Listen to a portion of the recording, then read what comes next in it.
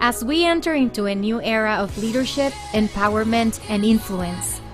In this season 2 of Transcend with M, we want to highlight the power that lies underneath us, underneath you.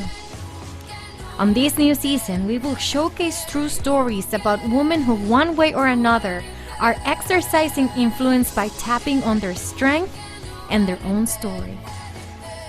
I hope, just like me, that you let all these women and their stories empower you today and shape your tomorrow, just like they have helped me.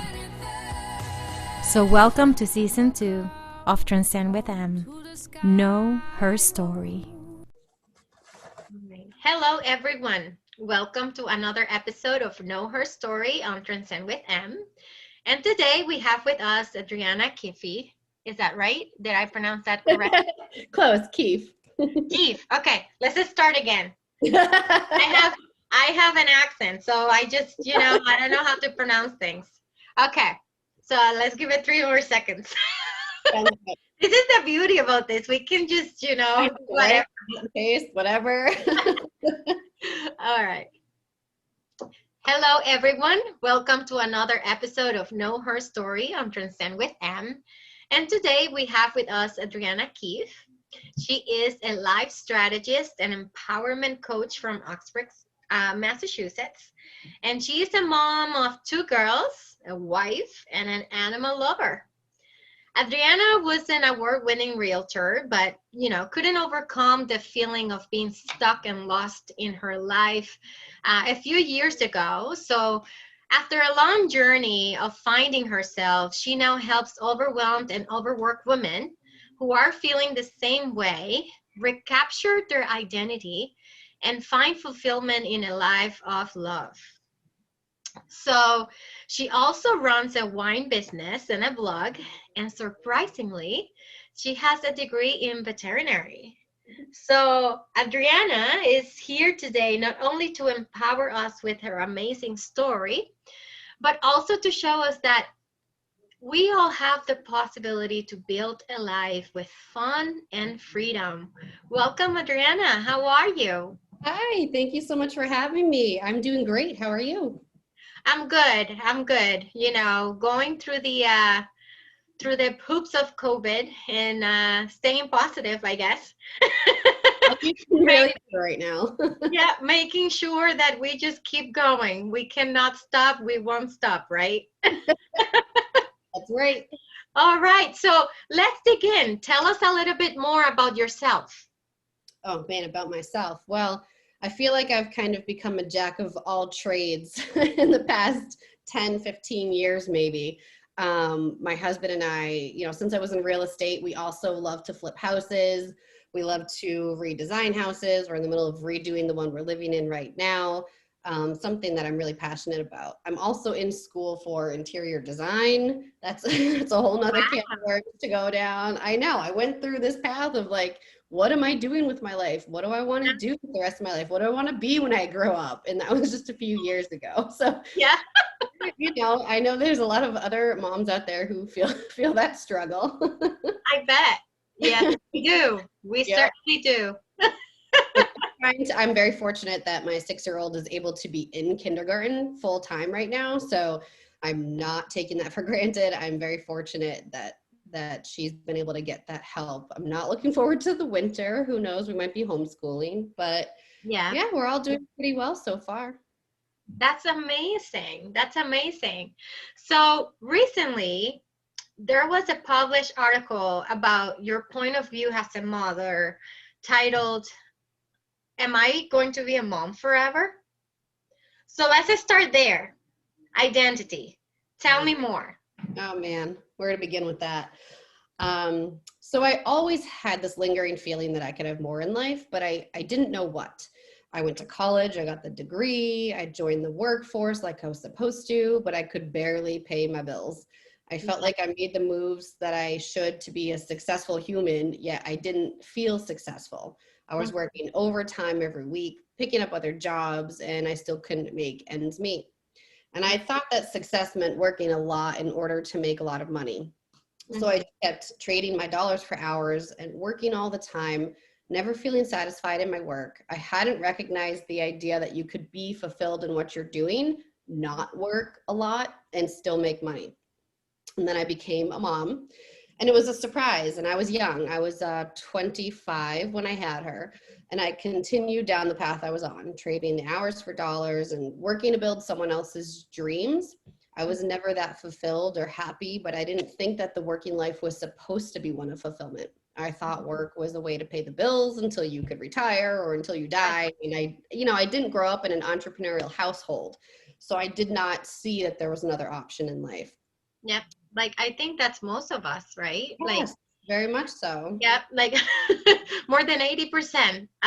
We all grew up like that. Mm-hmm.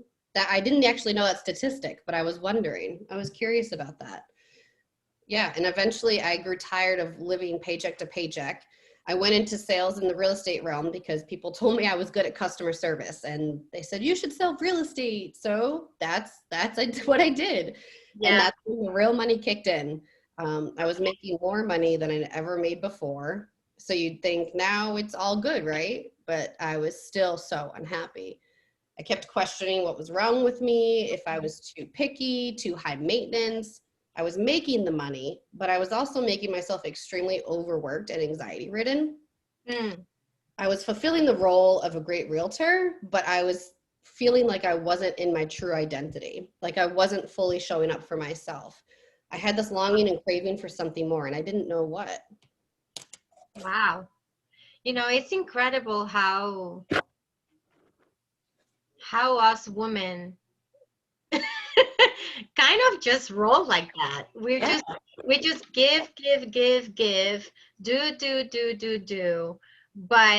And we put ourselves like 10 on the list, like in the bottom of the list, because for us, it's not important how we feel. It's important how we take care of our families. Yep. And it is incredible because I can certainly resonate with everything you are saying. And I think a lot of people will as well, because most of us, that's the way we live. Yeah. Because we don't know anything different most of the time. Right. That's what we're brought up knowing. That's what we're taught. You go to college, you work in that field, and you're supposed to be able to pay off that debt that, what was my college, about $30,000 a year? Why did I do that? Nobody told me not to do that. I'm still paying for my student loans. Yes. It's ridiculous. Yeah. It's awful. And they didn't tell me the salary I would make in the veterinary field, and I couldn't pay off that debt. There was no way. Right. It's because we always focus on what a person of like 15, 20, 25-year career is making, but they never prepare you to tell you, hey, you have to actually start here, and you eventually, in 20 years, probably you get there. Yeah. But you think that, oh, I finished my degree, I'm going to make this much money. But in reality, degree without experience is really nothing. You have to start from zero as soon as you finish college, unless you have really done a really good internship or have been working through your college, etc. So what was the turning point that made you reflect, this is not for me, I need to pivot, I need to change, I need something more? Oh, yeah. Well, I realized that I went summers without doing anything fun with my daughter or for myself, because I was always working weekends and nights in the real estate industry. I found myself awake most of the night because I couldn't stop thinking about the stress of work. And I'm typically an anxious person to begin with anyway. So I would normally stress over the little or big problems that my clients were having. I just wanted to always be there for them. Yeah. So I just buried my issues deep inside because I thought, how dare I want more when I already have so much? I mean, I had won 2 awards. I was supporting my family. I had what I thought I was supposed to have. Mm-hmm. Then I became pregnant with my second child. And a few months in, it hit me that I was looking forward to maternity leave as a vacation and time away from dealing with work. And anyone who's ever had a child knows that maternity leave is no vacation. Right. Right? Yeah, I was yearning for that excuse to have my emails forwarded to someone else and to not answer my phone calls. That was like a turning point for me. I was like, something's not right. Wow. Yeah, maternity is not a vacation. No. What were you thinking?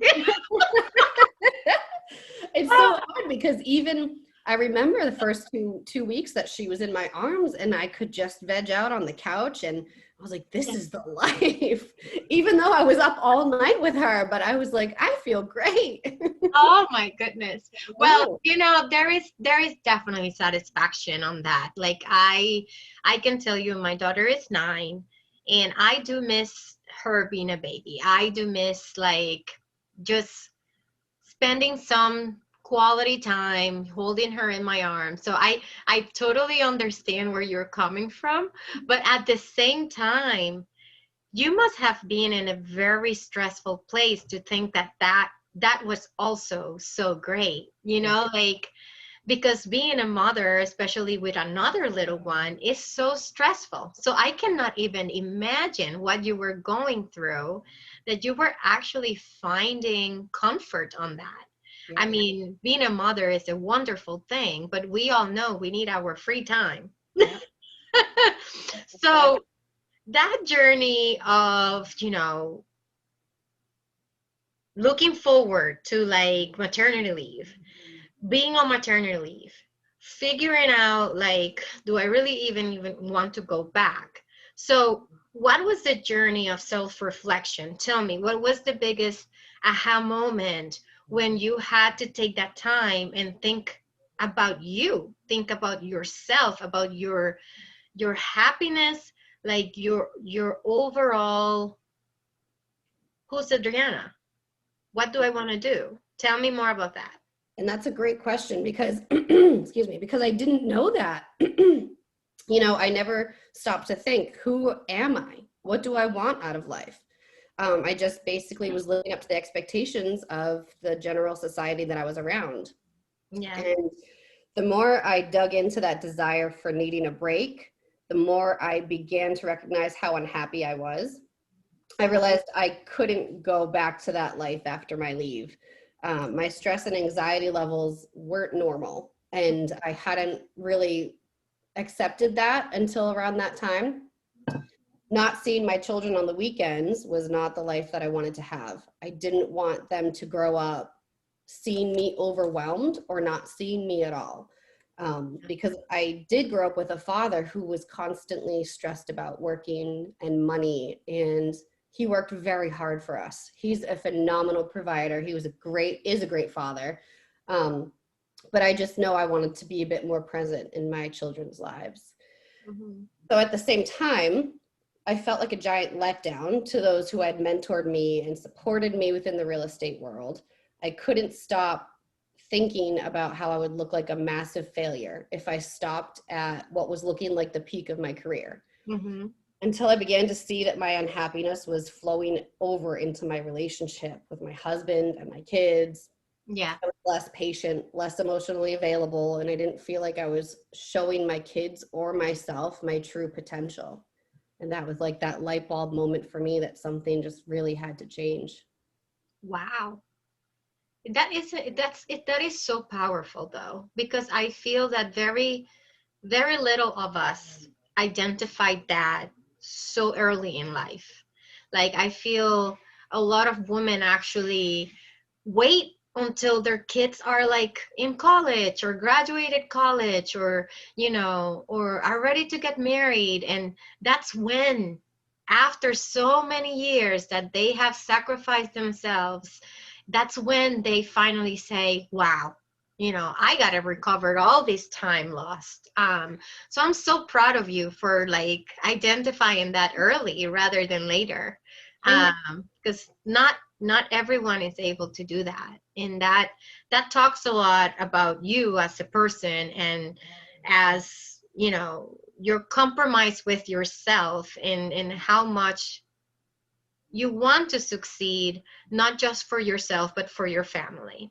So as a woman, what would you say was the most difficult act of vulnerability when you identified that? How did you handle it? I would say that the first most difficult act of vulnerability, which I didn't recognize as vulnerability until, thank you, Brene Brown, for all your TED Talks and books, because she's just a genius. She's just genius. She's a genius. But so I realized that the first time I truly feel like I encountered that was leaving the real estate world. Yeah. It can be a tough gig as a woman in that industry. And I knew if I quit, I would look like I wasn't successful or I couldn't handle it. Showing the world that I was ready to leave that career behind me was really hard. And putting myself out there to say that I was unhappy and showing that vulnerability was one of the most difficult things I've done in this transition. A lot of my contacts were my real estate clients, and I didn't want them to feel like they were the issue, because they never were. It was all within myself and fulfilling what I feel like I'm put on this earth to do. And that's so funny that you mentioned the age of how I'm going through this, because when I first started to go down this road, I called it my quarter life crisis. And I went and I interviewed all of the successful entrepreneurs I knew, a majority of them being in their 40s and 50s.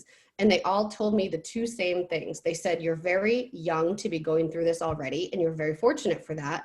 And they said, do not set that on the back burner. They said, follow that intuition. They said, because I wished I did earlier. Thankfully I am where I am now, but they said, imagine where I could have been had I put those thoughts aside, had I done it before the kids went to college. Maybe they could have gotten a full ride to college, all these things. And they all said that same thing. I waited till they were in college, or I waited, I wanted to divorce my husband because I was so unhappy, but I waited till this. And, you don't know what's going to happen. You can't just keep waiting. Right. It is amazing how, I think, we have like a extraterrestrial force, or somehow that we have so much endurance, and we can take on so much, especially, generations prior to ours. I feel our generation, it's very outspoken. We are willing to take more risks. We are, we like to challenge ourselves. We don't settle. But like our mothers, our grandmothers, our great grandmothers didn't have that sense of urgency about themselves. And it is an act of power, and it's an act of recognition when more and more women are actually taking steps towards making sure that they know themselves, that they matter. They know themselves, that they have to care for themselves. 100%. That while family is extremely important, while our kids are our priority, or or anything that you have, some decide not to have kids, but they have dogs and they have cats, or they have pets or whatever, and that becomes their priority. That we are actually, taking responsibility towards ourselves. And that's something so beautiful right now, because I remember my grandmother was my maternal grandmother. She was a brilliant person. She had a brilliant mind, but my grandfather had his own business, and that was enough. That was enough for her. She behind scenes will take care of all the finances from home, taking care of her 5 kids, and consequently her grandkids. I was the first granddaughter, and she took care of me until she passed away, and she got to meet my daughter.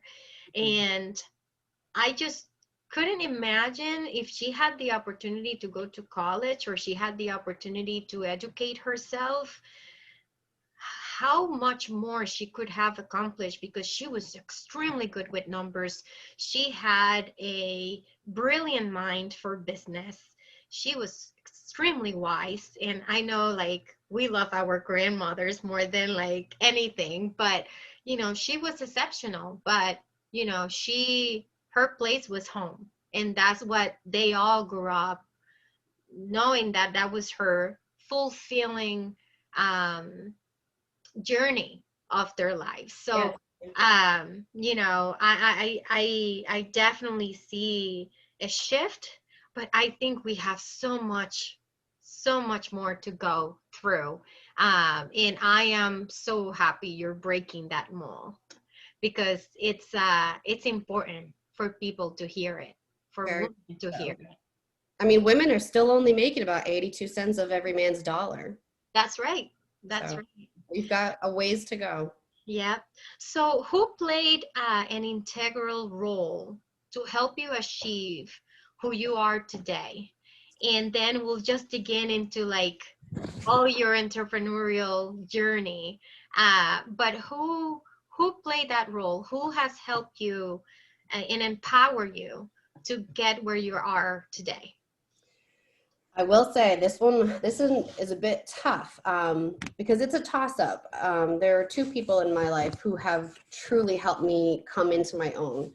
So I would say it's a toss-up between my husband and my coach, Amina Altai.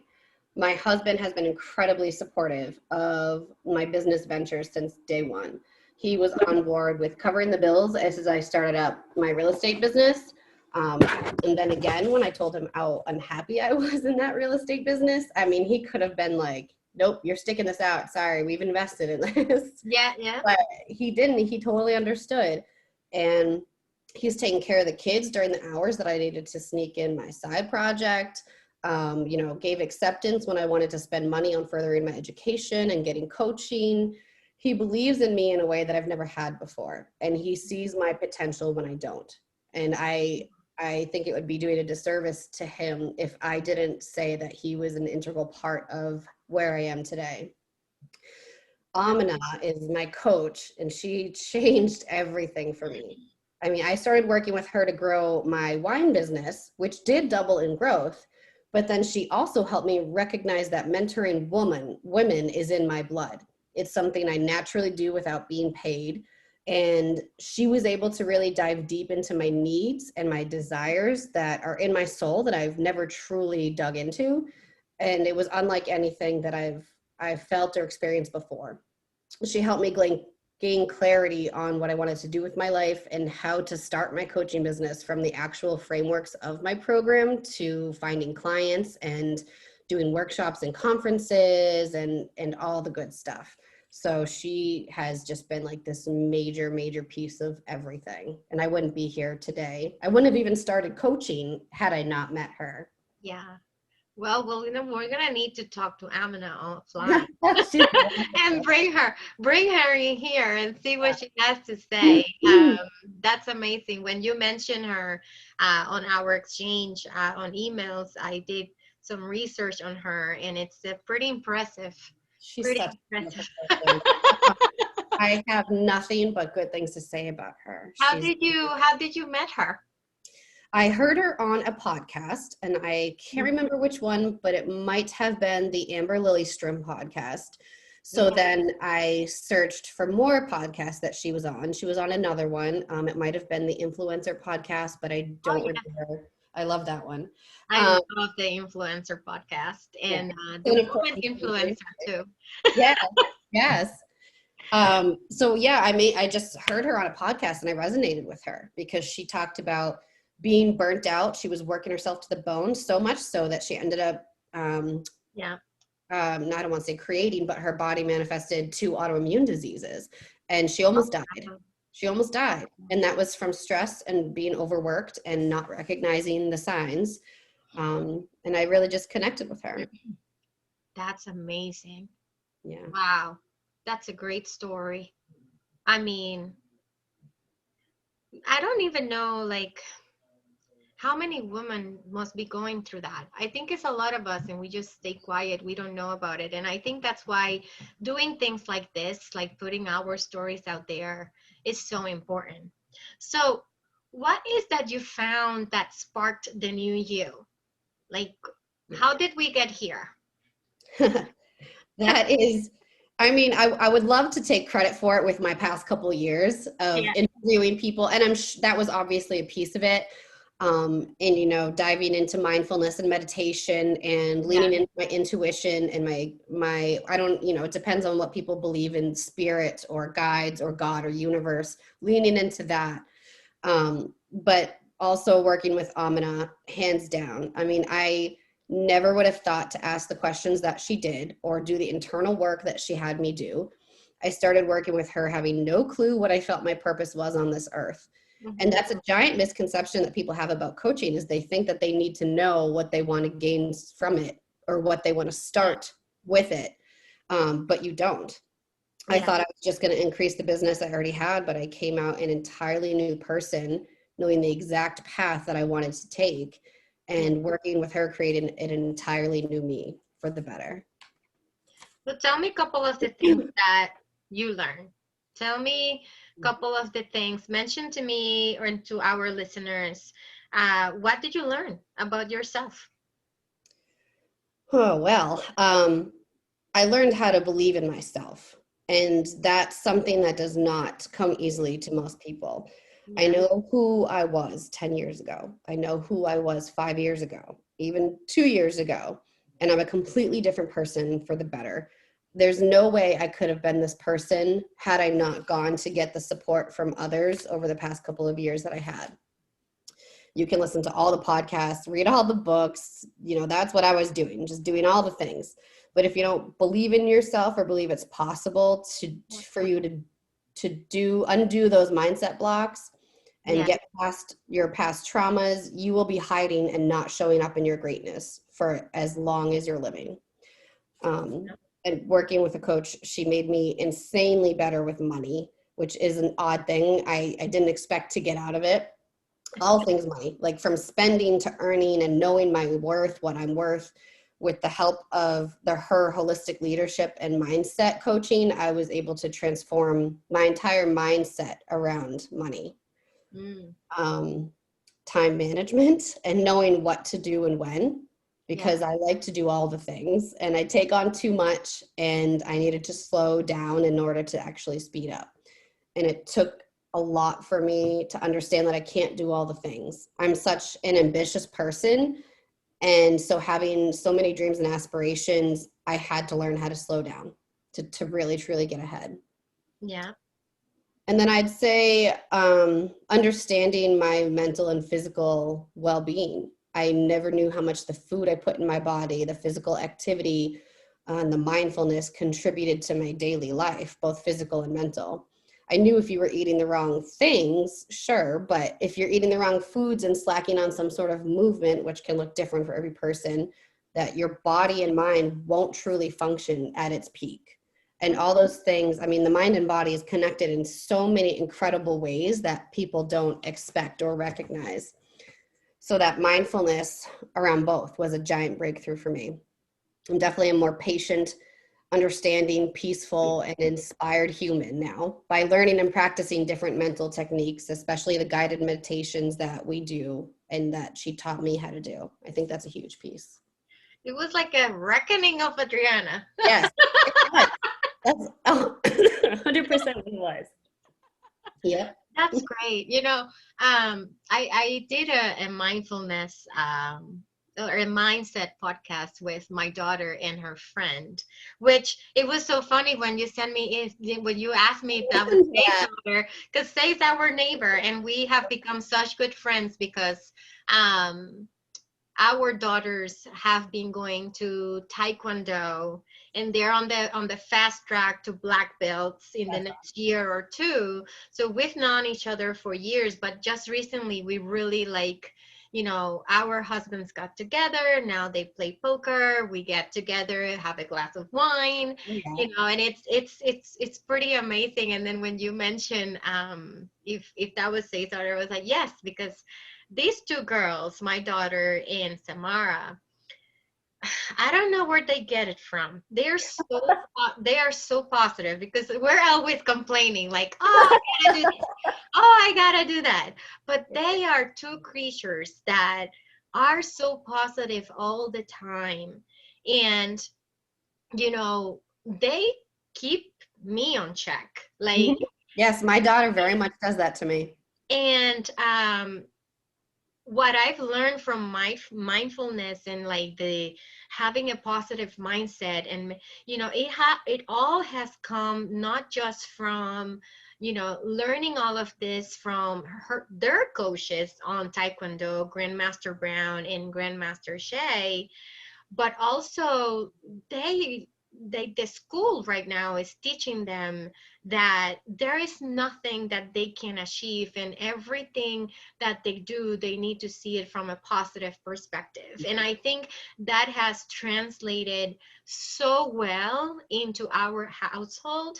But I it surprises me that it's taking us adults so long to identify that. And like now, everywhere you go in business, it's like, well, you gotta exercise mindfulness. And our kids have been teaching us that for like since the day they're born, and we just don't listen. And Society now, hasn't abandoned them yet. That's what we need to do, is we need to get back into that childlike mindset. They're there, right, they get it. It's society that ends up dampening that. yeah. And I think as we get, older, we forget like our own happiness, our own mindfulness. We were that person. We just let life get in the middle of that, and we have to go back and exercise it because it's within us. We already know that. Mhm. So yeah, it is incredible to me. And it's there are just things that we forget how to do, how to exercise it, how to connect again with it. So we've talked about a lot of your journey, like everything you went through. We keep talking about this new me, this new me. So tell me about your new passion. Tell me, about Adriana. Tell me, what does it mean to you now at this moment? What, who are we? I feel like I have finally found the purpose that I've been longing to feel. I don't know why, it just feels like it's clicked. It feels like I've finally gotten to the point that the universe has wanted me to get to. For the first time in my life, I feel fulfilled. And it's an incredible feeling to have someone tell me I've changed their way of thinking or their habits, or brought them to find success in ways that they hadn't thought of before. Mm-hmm. Feels like all of the hurt, the failures, my past traumas and soul searching that I've done, it feels like it was meant to be used to help others. And it's as if I'm finally understanding why I went through what I did, Mm. which was very painful to wrap my head around at first. Yeah. But, now I'm very capable of helping others to go through things like that. And I truly want women to know that they can have it all and that they don't have to settle. As women, we are constantly worrying about others and putting ourselves last. And that's not what we're meant to do. We're on this earth to thrive and find happiness. And I want every other woman to see that it's never too late to be what you might have been. Yeah. So tell me about how your wine business and your coaching business have bring fulfillment to your life, and how this is resonating with you feeling accomplished today. I love that my wine business brought me to where I am today. It's a wonderful community. I've made some amazing friends through it. But Mhm. best of all is that I was able to recognize that coaching people is where my heart is lit on fire. I have a team within that community, and I mentor them and I coach them, and we have coaching sessions and calls, and we do all the things together. And my coach helped me recognize that that was my favorite part of the business. So why wasn't I taking that to the next level and Right. recreating it from a corporate standpoint to a personal standpoint where I could help women with the things I'm most passionate about? And it's pretty great getting the free wine too, so that's nice. But yeah, that was definitely the biggest piece of it for me. I wouldn't be where I am today without it.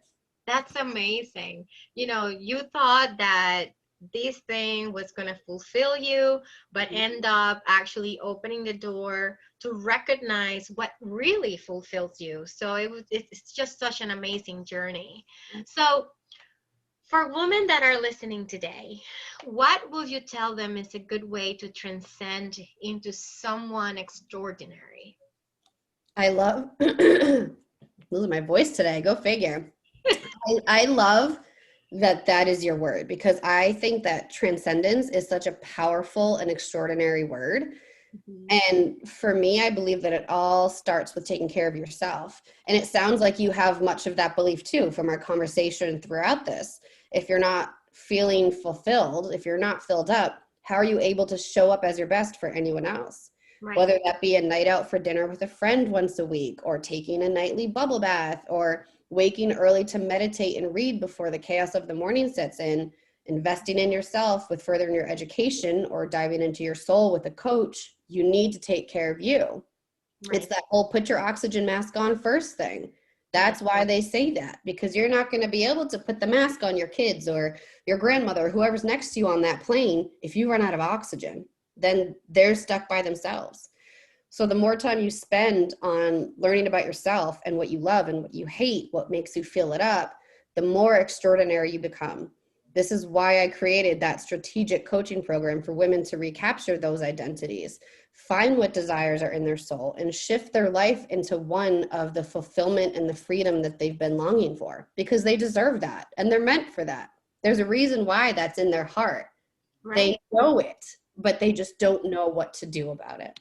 Yeah, it is amazing how we are all born with that fire and that fighting spirit within us, but we don't really never use it for ourselves. We use it for others. And I think this message that you have provided today, it is so powerful and such an amazing story. And the beauty of this is that you're just starting with your story. You're not even halfway there yet, and you have so much to give still. So I do hope that everyone listening today just feels as empowered I am feeling right now. I'm like, you know what? I got this. Screw it. Got a long way to go. Got a long way to go. But it is so beautiful, and it's just more amazing seeing you smile and seeing you talk with the passion that you're talking about, and that you're helping other women get to the place that they deserve to be. I think that's the beauty of this, is that we are not here to compete. We're not here to bring each other down. We are here to actually pick up one another, help one another, and succeed together, regardless of what you decide to do. If you decide that your true passion is to stay at home mom and that's what you want to do, so be it. But you're going to be happy doing it. If you find your passion is to go and help the helpless, then so be it. But that's what you're happy doing. And I think this is what we are trying to do, is just bring that fire that lies within all of us to whatever it is. It doesn't have to be a business. It doesn't have to be something that it's going to bring you millions of dollars, or it could be, for all I care, it could be just a matter of maybe cleaning houses. Who knows? Like, whatever it is, but that makes you happy and that makes you feel fulfilled. So Adriana, I cannot thank you enough for being here today. I am so thankful for you and for everything you do for all those women.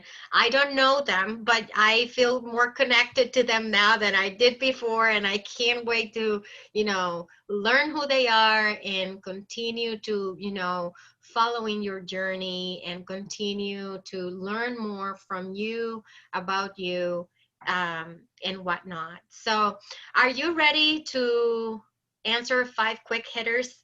Oh yeah, let's do it. All right. So, transcending is? So I would say being the you that you've always hidden, living your life to the fullest extent. Favorite food? Oh, pizza, hands down, pizza. My daughter will agree with you, even though she loves Chipotle too. Favorite music? I am a sucker for some good club music.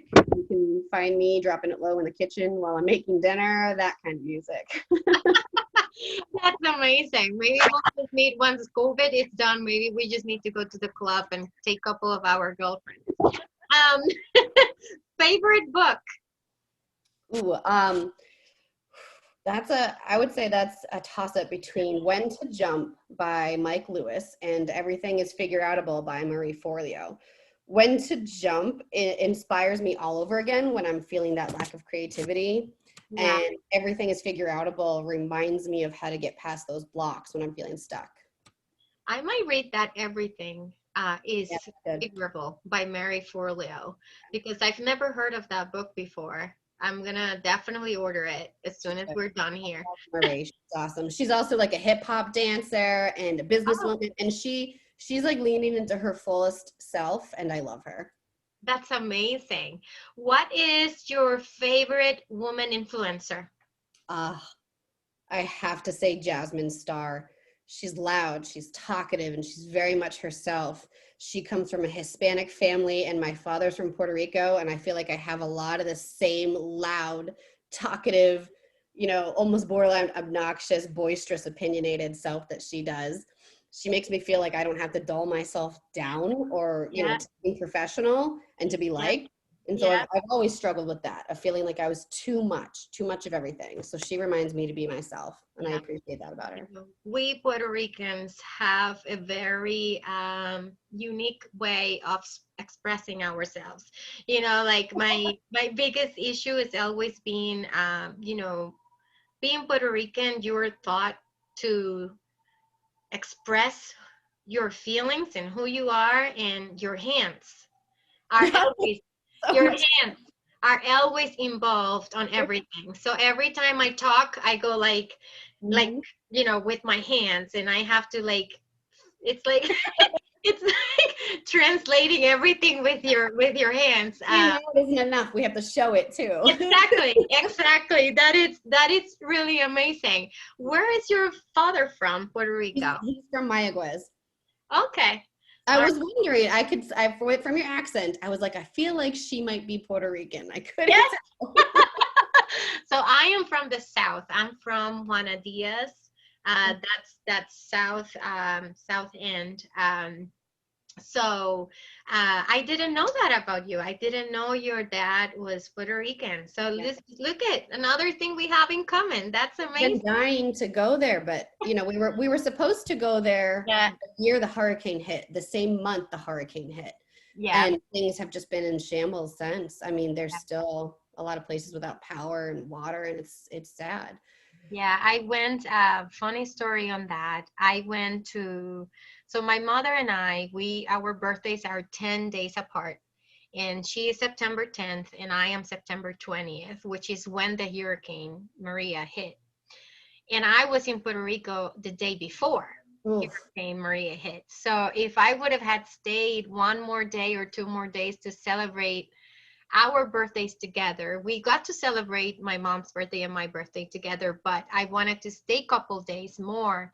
If I were to have stayed there, I wouldn't have been able to come back to my family for maybe 6 months or so. But yeah, it is sad. I haven't been there since I was supposed to be there in December. Then the earthquakes happened, and then after another. And then COVID hit, so I haven't seen my entire family's there, other than my husband and my daughter that are here, and we haven't seen each other since it's gonna be a year now, since November last year. So yeah, it is pretty sad, but hopefully soon enough we'll be able to travel there. Maybe we can just, when you go there, I can just, show you a couple places, and that would be great. Go with my dad so he can show me all around. Yeah. That's amazing. That's amazing. Well, I want to thank you, Adriana, so much for being here today. I definitely had a lot of fun. I learned a lot from you, and I hope to continue to learn more from you. I hope that you liked it, and I hope that you know liked being part of it. Tell everyone here how they can find you. How can you help them? Where can they email you, call you? Tell us a little more. Thank you so much for giving me this platform, by the way. Yeah. I mean, this has been great, and to be able to reach more people it just lights me up. So thank you for that. Yeah. You can find me at my website, www.adrianakeefe.com, or Instagram. I'm very active on Instagram, and that's Audrey Keefe, Adri Keefe. Other than that, I don't have anything else fancy. I'm not on Twitter. I have a LinkedIn, which you can find me, Adriana Keefe. But yeah, I try to not take on more than I can chew. So probably that website or Instagram. All right. Awesome. Well, guys, if you ever want to talk to Adriana about, coaching, or you want to see what the wine business is about or anything like that, make sure you reach out to her. She is amazing. She's local to Massachusetts, but that doesn't stop her from, being around the country or anything like that. So make sure that you reach out to her if you need her. Great conversations happen with the unexpected. So make sure that you always, trying to break the mold and get uncomfortable with yourself, and reach out to those that want to help you. Thank you so much, and we'll see you next week. Thank you very much. Adriana, thank you so much. I really appreciate it. Hi, thank you. Take care. Bye. Bye. Hey, y'all. Thanks for listening. I hope that you found this episode inspiring, and that one way or another you were able to identify with today's story. Remember, like Catherine Stockett said, you is kind, you is smart, you is important. Start believing in yourself and empower those around you, because you never know when suddenly someone can realize they have a choice in what they could believe and do in this world. If you don't follow us yet, please subscribe at our YouTube channel, which is under my name, Monica Duani. You can also follow us on Instagram at TranscendwithM. Or if you just want to chat with me one-on-one, make sure to just connect on LinkedIn and send me a message. It's Monica Duani, and I'm always here for you. I hope that you enjoyed this episode, and I'll see you next week.